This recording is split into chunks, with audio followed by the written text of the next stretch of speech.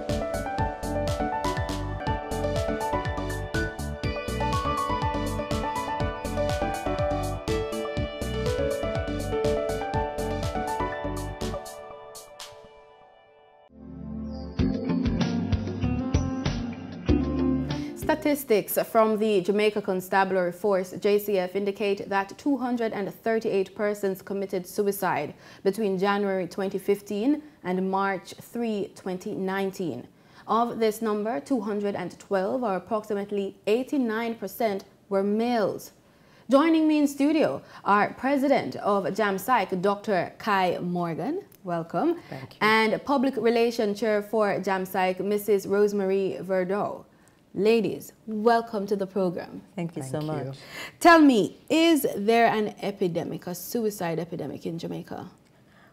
You have to look at the definition of an epidemic, and while we hear more and more suicides happening, I'm not sure if we are at epidemic status. I'm not sure.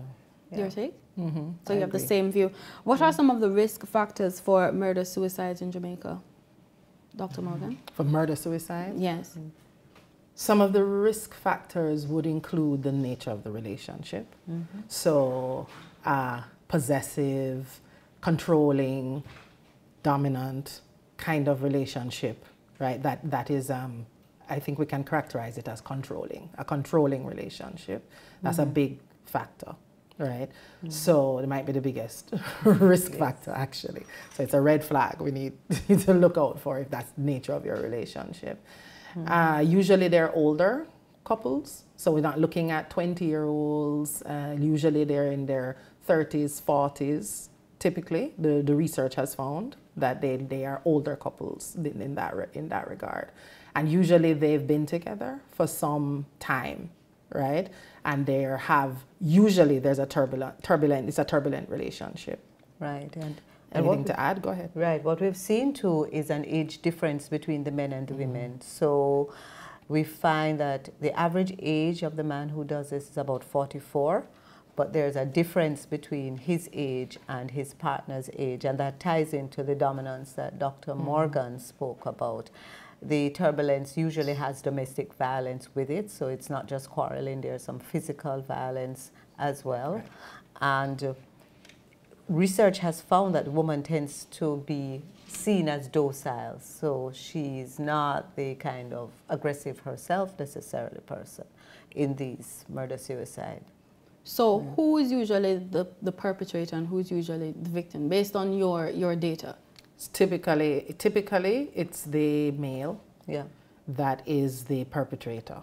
Typically, I think all the cases that we've seen here in the last, between 07 and 17, I think it's all males. And all victims, 27 have been males during that time period. The victims have been all females with one exception of a homosexual male. Right. Okay, who are these men? I'm asking for a friend, in case you, or it could be me. Is it mainly police officers? I mean, In your experience? In those cases, the majority of them were armed persons, you know, so whether police officers, soldiers, that kind of characteristic. And that might be because they have access to weapons. So women were killed with knives or guns, usually late at night or early morning in their homes, and they were killed by persons who had access to weapons. So while we see a preponderance of them being persons from the armed forces, I think we have to be careful about saying, well, you know, if you're a policeman or a soldier, you're more likely to kill your partner, because there are psychological factors that play into this as well. So what we find is that the man in Jamaica, because in international cases we see a few women who do this, a person who kills a partner and commits suicide has some deterioration in how they think. So they have now departed from that sense of autonomy of the partner and seen them as being part of themselves. And so the idea that the partner could leave is like a piece of you leaving, and that's not possible. So there's some cognitive deterioration happening, and it doesn't necessarily always going to be happening with soldiers and police, but these persons have access to weapons. Right. So they're reality testing. Yeah. So when we say reality testing, meaning your ability to kind of differentiate between what's real and what's perceived and what is, you know, so that kind of merging and integration of the self with this other person. I cannot live without, I am nothing without, I cannot, no, at all costs, you must be in my life. Those kinds of, that inability to distinguish between the real and the perceived impacts how they think. So then that cognitive deterioration that occurs, and hence the ability to even conceptualize something like murdering my partner and then killing myself. I was just about to ask if you have had any conversations with someone who probably attempted to and it didn't work, as in they killed their partner, they attempted to kill themselves and it didn't work, because I would say, why try to kill yourself then? If it is that you feel like a part of you is leaving and you're trying to save the situation, why kill the person and then try to take your life? Because then at that point, you have actually lost that part of yourself and it doesn't make sense. So in the way that the thought process goes, it's that, okay, I have to kill me, which means it's a part of the other person. A person is part of me, and then me, the real me. Right? So that person goes, that's a part of me. I cannot live without. Remember, I cannot live without, I cannot do without, I am nothing without. Then I go as well, because it makes no sense. In your opinion, would these kind of thoughts happen over a period of time? I mean, if you're living with your partner, and yes, your partner is possessive and stuff like that, I've always wondered, is it that a lot of times it seems as if they plan it? Is it that the female spouse is not noticing the behavior has altered significantly from the norm? Go on. I think, and you know, I see this at the beginning of relationships, and I say to people, red flag, red flag, red flag. So when you get together with a man or a woman who has to be with you 24/7, for whom you are their entire life, it feels very nice at the beginning. Oh, we're so in love. The person wants to be with me all the time. But that's a danger sign of a kind of thinking and a way of thinking about relationships. And there are actually certain personality disorders where this is present more than in others. And so it starts off very sweet and nice like that. And then you get into the relationship, and little by little, the possessiveness and the dominance and the control builds over time. And that's why we find that these murder-suicides don't happen in persons who just get to know each other, generally. It's relationships that have been built over time. And the woman may see the deterioration in the relationship, yes. But research has found that the murder-suicide they're blindsided, most women. They have been blindsided, but they have not seen it coming. Would you say it's a growing problem in Jamaica? Murder-suicide? It is a problem that we need to look at very carefully. We don't have much statistics. We don't have the statistics, or we certainly couldn't find them after 2017. However, the rate that we said there's 27 from 07 to 17, that's actually higher than international rates. So I'm not sure what 2018 looks like and 2019 so far, but if we're already higher than international rates for that time period, then it's a problem that I think we need to be addressing. Don't know if it's growing yet or if it's at the same, that it was in the last 10 years. All right, we need to take a break, but don't touch any button on the remotes. We'll be right back.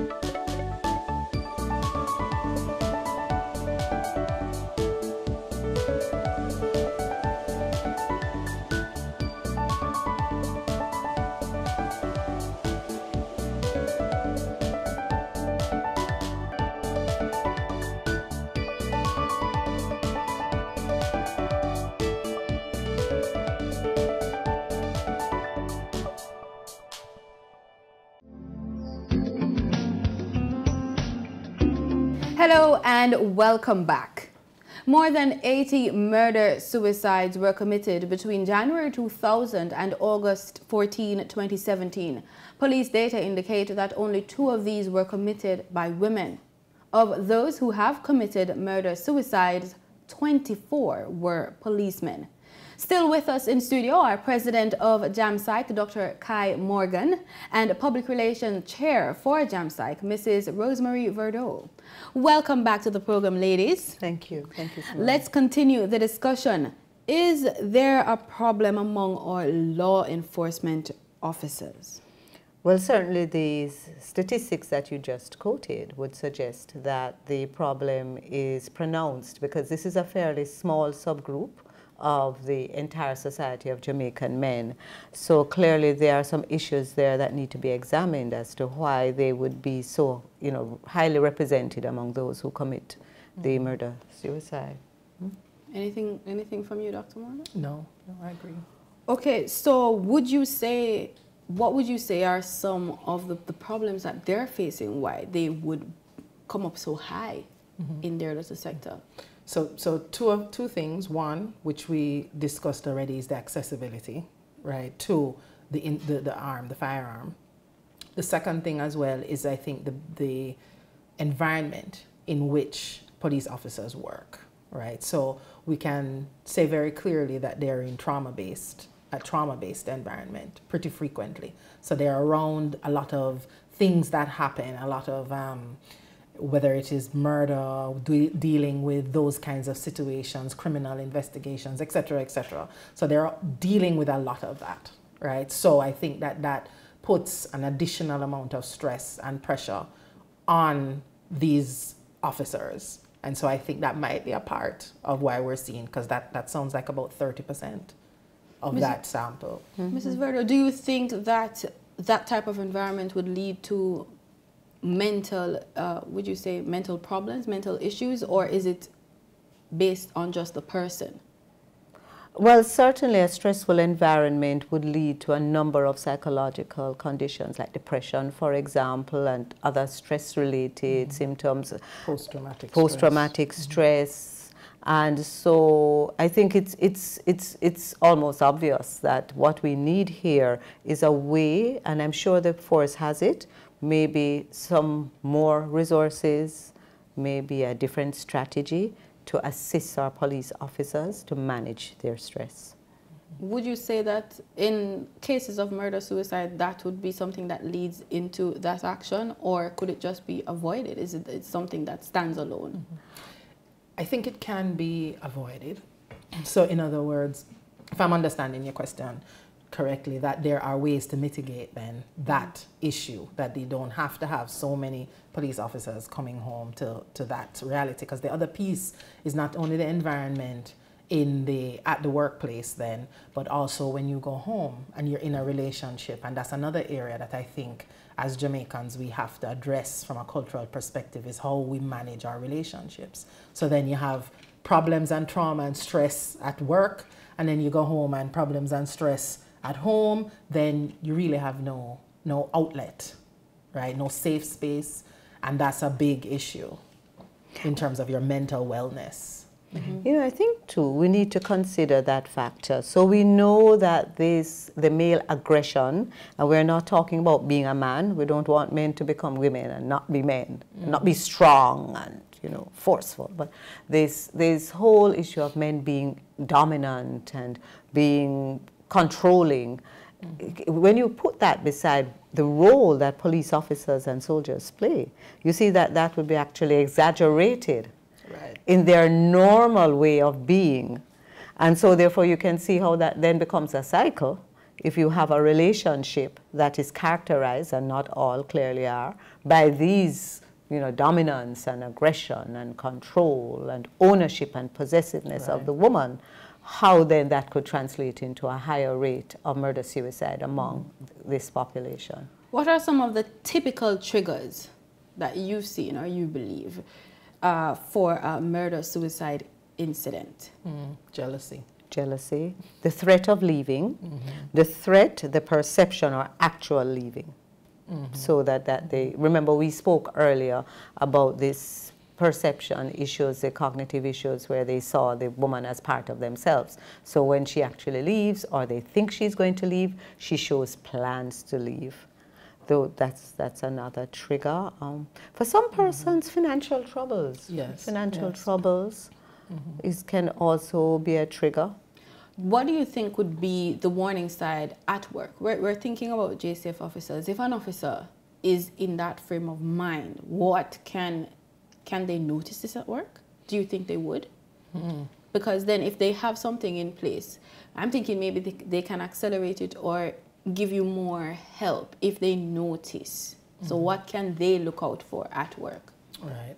That is a tough question. I don't think, unless there are some predisposed mental issues that have already been happening and showing themselves up in the workplace, I think it would be pretty difficult to pick out unless you were doing more evaluation or monitoring of psychological issues and, you know, emotional issues and stressors and things like that. If you're doing that on a regular basis, then something might pop up like, okay, this officer is under an enormous amount of stress, and we've looked at personally, family, you know, personal, family, financial, etc., and experiences at work, and he may be at risk, right? So those things they can look at and not necessarily showing themselves unless we're getting into something that you're already seeing, like depression and some of the stress responses that come about, preoccupied, not concentrating as they usually might have, or something is changing in how they operate, things like that. Okay, one last question before we have to get this. We're going to a break soon, but where can persons go if they suspect that their spouse is suicidal? Quickly. There is, I would think, this is a very difficult question because we don't have like a specific resource for that, right? So the persons would have to try to. I think for Jam Psych, we get a lot of requests that, you know, okay, this is happening, can you help? And we try to assist, and we make links. We have our a team of our members are registered persons that we make a referral to and say, okay, maybe you can try this person, that person. If the person can't afford, we try to see who can help, who's willing to help pro bono at a very low cost. And we try to make those kinds of links for them. I am not aware of anywhere specifically like that spouse would just a specific, you know, organization or something that the spouse could go to other than. Fair enough, but if I'm with a police officer, I would go to your sergeant or your superior because they should have psychiatrists on hand that can help. I can say, this is happening at home, what's happening at work. Find some sort of psychological help. For sure. All right. When we get back, we talk about the help that's available with Choose Life International. Stay with us.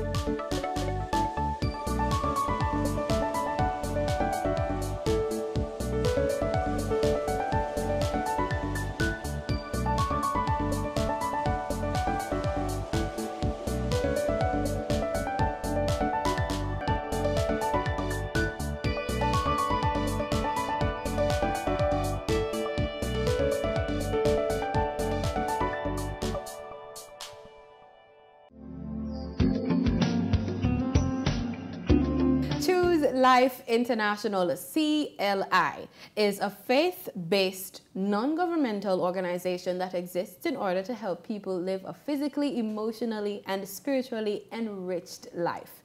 CLI was registered in Jamaica in June 2008 and was founded by Dr. Donovan and Faith Thomas. Dr. Donovan Thomas is with us now. Thanks so much for joining us, sir. It's my pleasure being with you. Thanks for having me. All right, for those of us who don't know, tell us a little bit about CLI. CLI, as you have said, exists to help people live. Our ultimate aim is to help to bring richness of life to individuals. We want to help people change their minds about killing themselves. We want to empower people to be able to detect what are the signs of those at risk. We want to help people who are emotionally wounded to find meaning and purpose in life, and we want to help people spiritually. Tell me about the services that you offer. You know, we operate a counseling center in Kingston.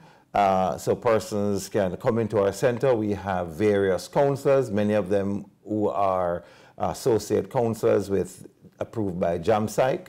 And we do visit to companies, we do seminars, we do emotional assessment of children, we teach a happiness course, we teach people to be happy. We believe happiness is the ultimate antidote to suicide. All right. But let's get down to the darker side of your work. In your estimation, though, what leads to cases of suicide? There are many things that lead to cases of suicide. And with the theme of murder, suicide, broken love affair, conflict at home, there's issues, failure in the lives of young people or others that feel as if they cannot make it, people who are suffering from sexual abuse, who have had some trauma in life, failure in exams, those can all be triggers.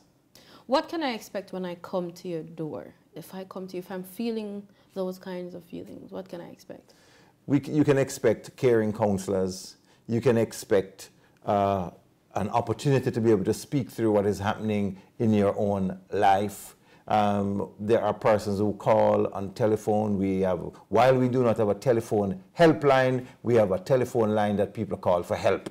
Mm-hmm. And so you can come in to our office and we'll listen, we'll work through with you to be able to help you. And also we believe in the bio-psychosocial spiritual model of intervention. So we believe that there's a place for medication. So some of our clients we refer to the psychiatrists. There are others who are involved in psychotherapy. There are others who need help in their social setting. And then there's also spiritual intervention. Is there a cost? There is usually a cost, and we do not allow money to prevent us from getting help, allowing people to get help. We do not allow money to prevent people from getting help. Mm-hmm. We are faith-based, we are an NGO, we are a charity organization, so the more help we get to help those who are hurting, the more we are able to provide help. Fair enough.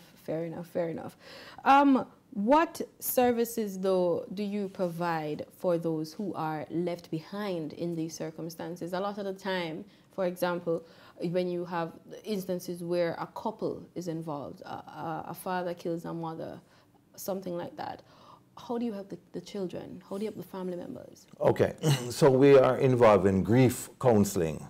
So we have been on sites in schools, in the family setting, in the workplace, after suicide has taken place. And so we help them deal with their feelings. We help them process what's happening in a healthy kind of way. I'll share with you one example. I met with a family some years ago when their 25-year-old daughter took her life.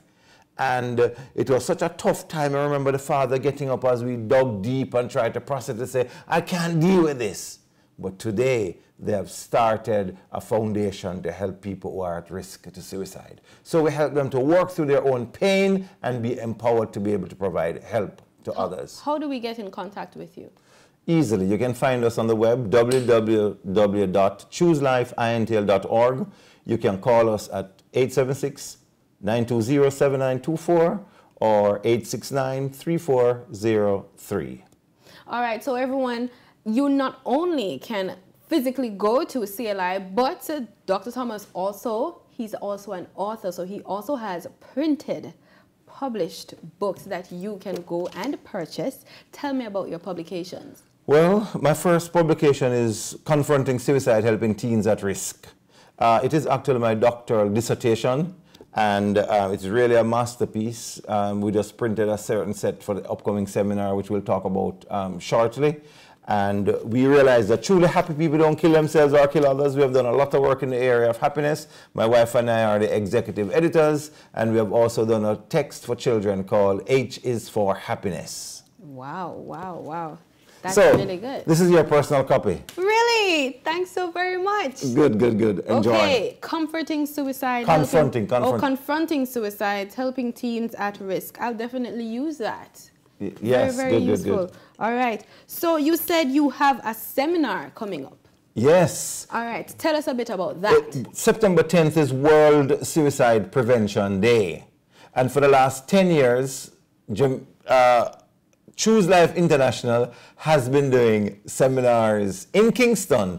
Now we're at the Jamaica Conference Center. We've been there for the last 3 years. And this year we're taking on the mammoth task of doing 2 seminars, one in Kingston and one in Montego Bay. The theme is working together to prevent suicide, murder, and murder-suicide. We have several presenters, and we ask you to check our website, call our numbers for more details. All right, so you said real quickly you're having 2 seminars, one in Kingston, one in Montego Bay. Which date for which location? September 10th is in Montego Bay at the Holiday Inn Hotel, and in Kingston, September 13th at the Jamaica Conference Center. Hey, listen here.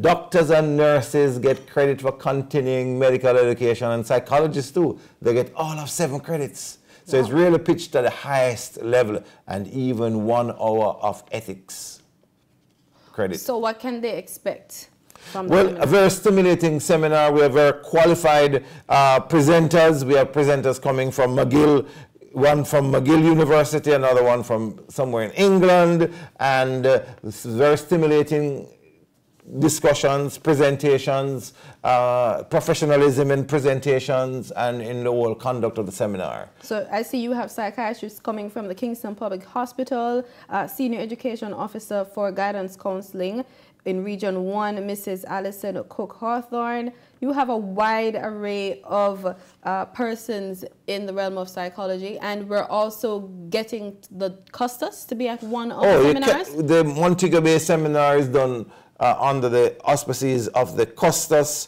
Bishop the Honorable Custos H. Pitkin, Custos Retalorum for the parish of St. James, and he will be guest speaker in the opening ceremony. We're expecting a very good day. We're inviting people from the media, HR personnel, students, psychologists, teachers, parents to be a part of a great event. All right, all right. Well, I'm looking forward to hearing more about this, and if possible, attend the seminar. Thanks so very much. Please do. And I'm expecting some pastors too, and we have a special discount for pastors. Wow. All right, because, you know, CLI is faith-based as well. I expected that. Thanks so very much for coming to speak with us, and continue the good work at CLI. Thank you so much. All the best. All right. September is National Suicide Prevention Awareness Month, a time to share resources and stories in an effort to shed light on this highly taboo and stigmatized topic. It is also important to ensure that individuals, friends, and families have access to the resources they need to discuss suicide prevention.